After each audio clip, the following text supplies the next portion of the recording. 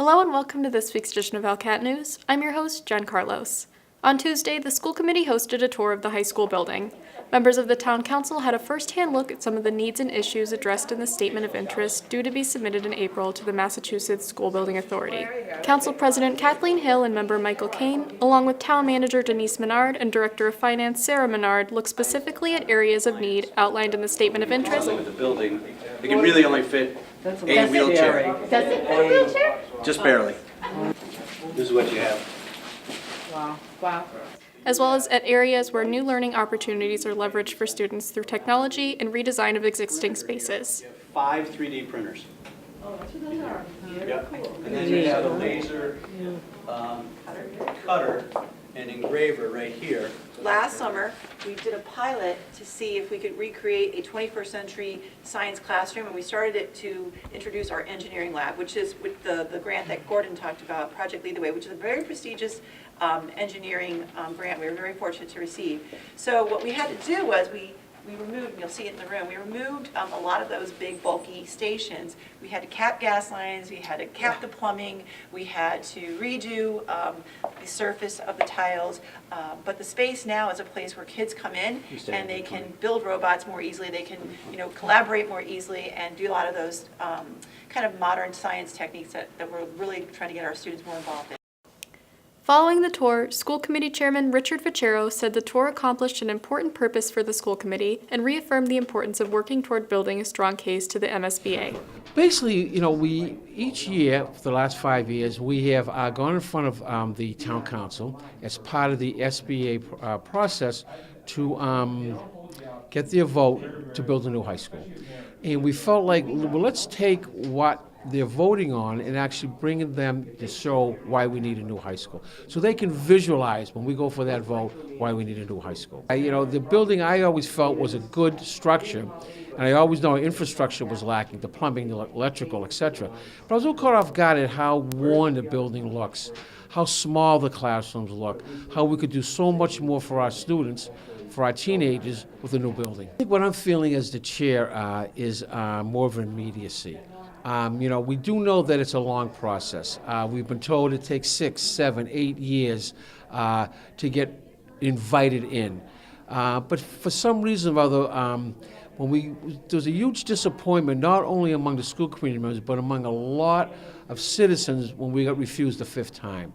So, for example, we are now moving forward with a forum for the citizens of this town to explain why we need a new high school, end of February and March. And we're really hoping to have some very high-level people there. Eric Lesser, Debbie Goldberg, our architects, to kind of explain to everyone why we are where we are. This is the high school we have now, why we'd be so much better as a community with a new high school.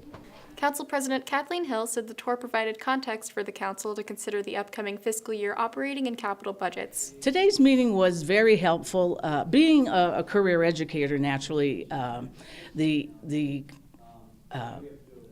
scenes that I had an opportunity to look at were not new to me, but from a perspective of how education and teaching has changed and the need to have a building that is properly equipped for kids today, it's very enlightening, and it will give me a lot more talking points when I'm speaking with citizens who might bring the topic up. Having seen it firsthand, having looked at the structural deficiencies as well as the need to reimagine and redesign how education, the nature of education plays out. Now we can, for our council colleagues who weren't able to be here, we can give them the visual in a much better way. I think what I learned was how important it is now for the need to create a different kind of four walls learning environment for education in 2020. It is not clearly the students in rows, teacher at the front of the room, the traditional blackboard and chalk as many folks have known it. Youngsters today from pre-K all the way up through graduation are growing up in an internet-based and technology-based world, and that changes how instruction has to play out.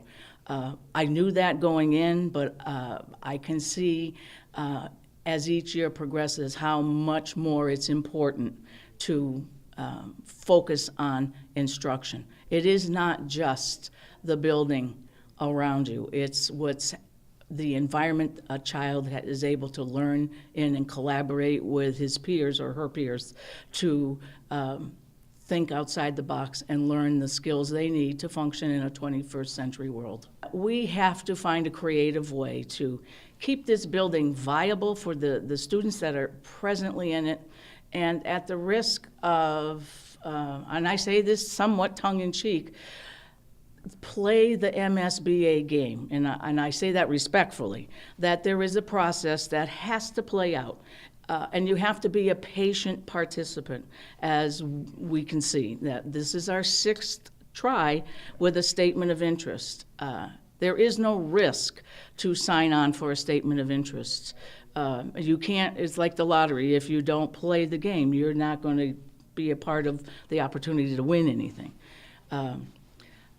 The fine line that the council has to look at with the school leadership is to what extent can we invest capital without disqualifying our application? Because the MSB is very clear.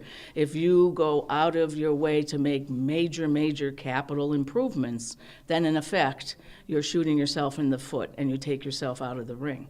So the balance now has to be, what can A, we afford to do in a short-term sort of way, and B, not to the extent that it takes us out of the running. That's the tightrope the council's going to have to look at with the school leadership.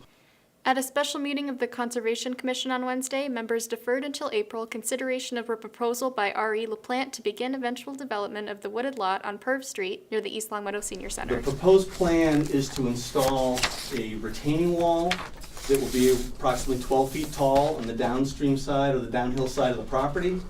The rest of this property will be filled in and leveled off to create a working development pad. It's commercially zoned. The intention is to market this to folks like a small, what would you say, Billy? What's your sort of idea? Small professional office. Okay.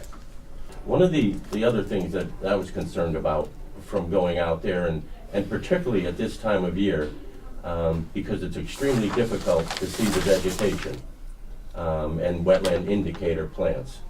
And I'm concerned in a couple of the level areas, particularly this one right here, where this is a level area in the wetland, and according to this, it's the wetland on this side, but it's not a wetland on this side. Right.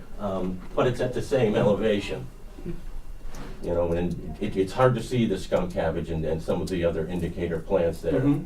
Yeah, So but- it's very difficult for us to confirm this delineation. I'm saying that we as a commission have two major concerns, I would say, regarding this is, one, it's very difficult and virtually impossible for us to confirm the delineation in January going into February. And the other one, and I didn't notice it as much when I was out there, but some of the members did, is the relationship of some of these larger trees to the retaining wall. Me personally, I'd like to get a second opinion. Yeah. I think your lines are a little, I would like to have another opinion on them personally. I'll entertain a motion to continue the public hearing to our April 10th, 2019 meeting. So moved. Second. Any discussion? All those in favor? Aye. Beginning with last night's meeting, ELCAT will provide regular coverage of the Conservation Commission's meetings. You can watch the meeting on Spectrum Channel 192 or online at our YouTube page, youtube.com/LCAT01028. The Town Clerk's Office has announced that nomination papers for anyone interested in running in this year's annual town election are available at the Clerk's Office. There are 3 open council seats and 2 seats on the school committee. Candidates must provide at least 50 signatures for certification by 5 p.m. on March 12th. On Tuesday, February 12th, Senator Eric Lesser will meet with the Town Council for a legislative update to address the impact of any bills or regulations being considered at the state or regional level that might be pertinent to East Longmeadow. Friday, February 1st saw the transfer of East Longmeadow's public safety dispatch to a fully civilian emergency communications department. The transition, which has been in the making for several weeks, will provide state-of-the-art dispatch to town residents from within East Longmeadow while freeing up uniformed police officers for patrol. Dispatch 2 Fire, could you respond to Saugus Ave for a pendant The East Longmeadow Police Department would like to remind residents to thoroughly clean snow off of vehicles. Poor visibility adds to the hazards of winter driving, and snow and ice left on cars can fly off onto other vehicles with risk of damage or injury. Serious accidents and even deaths have happened as a result of chunks of snow and ice getting propelled off of cars. The Lions Club is hosting their annual beer and wine dinner on Sunday, February 17th at 2 p.m., located at Mario's Cafe Ambiance. This year's dinner is a 5-course surf and turf meal with a different wine pairing for each course. Tickets are available at Mario's or by calling 413-525-8119.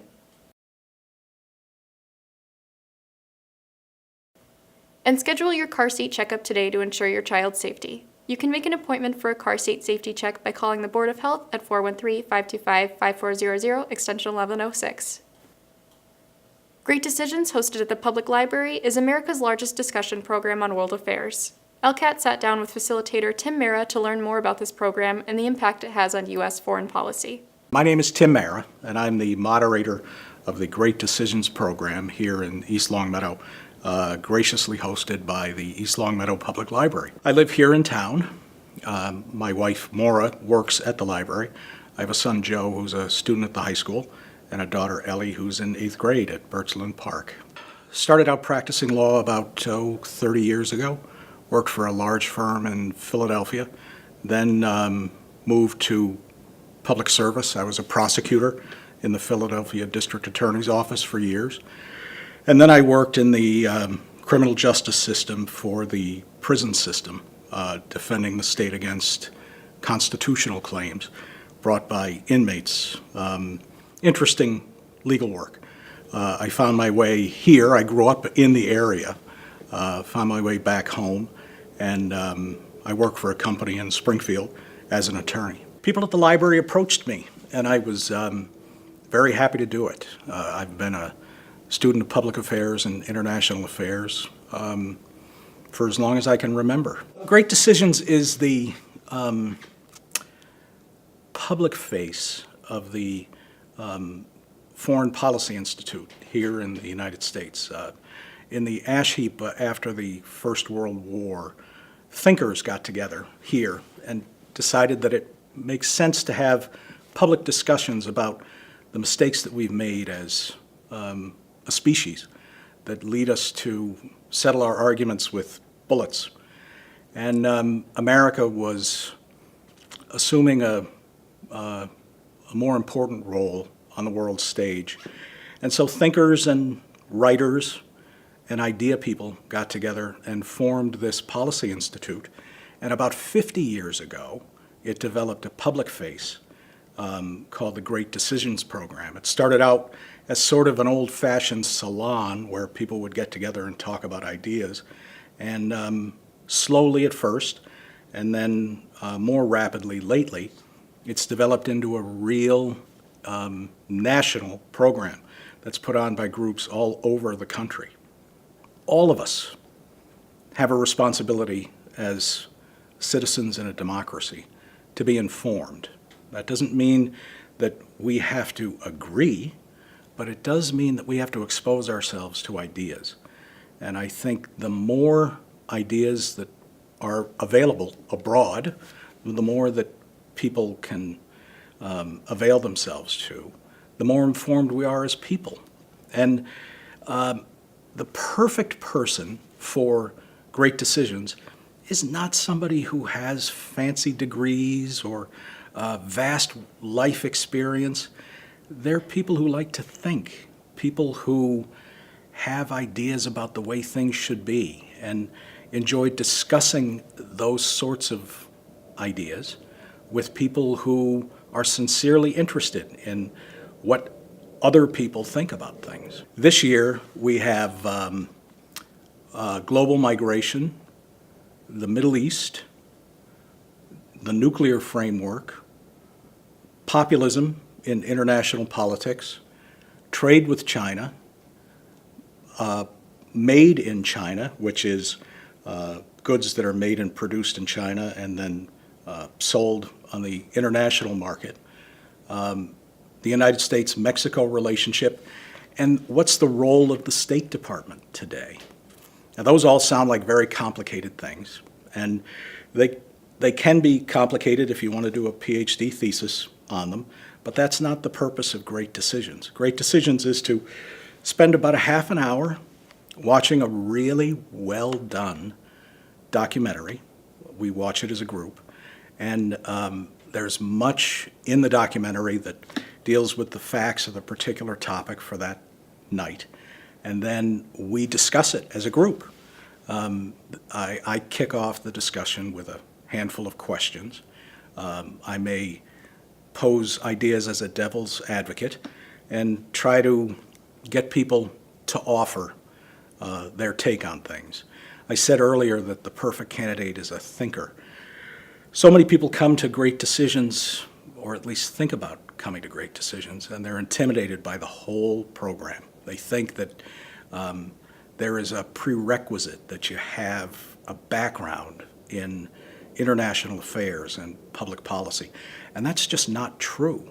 You can sit and watch a half an hour of a really well-done documentary, develop an idea, have an opinion about it, and talk about it intelligently with people you share this community with, and it's a really invigorating evening. The program starts about 6 o'clock. We wrap it up around 7:30 or so.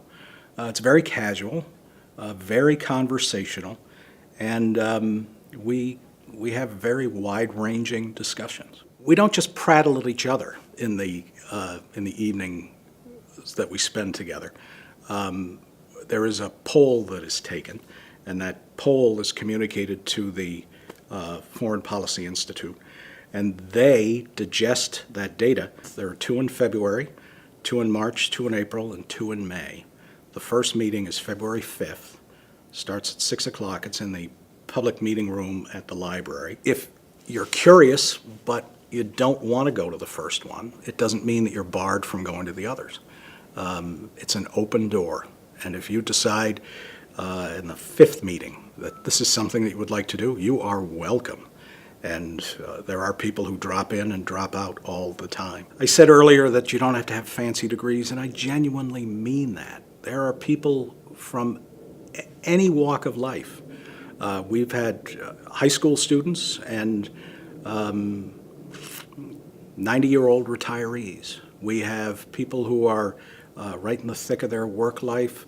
We have academics. We have people who come from great distances. I've had people who've driven from the Berkshires to attend the program. So anyone can attend, and everyone is welcome. It's a really excellent way to spend lately what's been pretty chilly evenings. Here's what's happening at the library this upcoming week. On Tuesday, February 5th from 2:30 p.m. to 4:30 p.m. is a teen comic workshop. Join graphic artist Madeline Dye to learn about comics and create your own. This week's workshop will cover cartooning basics. On Tuesday, February 5th from 6 p.m. to 8 p.m. is Great Decisions. The 2019 Great Decisions discussion group will meet twice a week on Tuesdays from February to May. This month's discussion topics are refugees and global migration and the Middle East, regional disorder. On Wednesday, February 6th from 6 p.m. to 8 p.m. is Valentine's scrapping.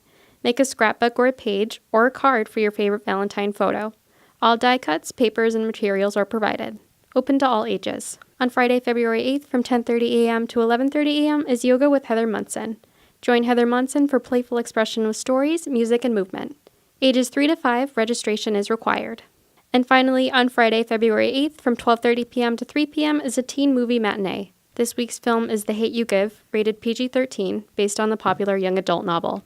That's it for this week's edition of ELCAT News. I'm Jen Carlos. Thanks for watching. See you next time.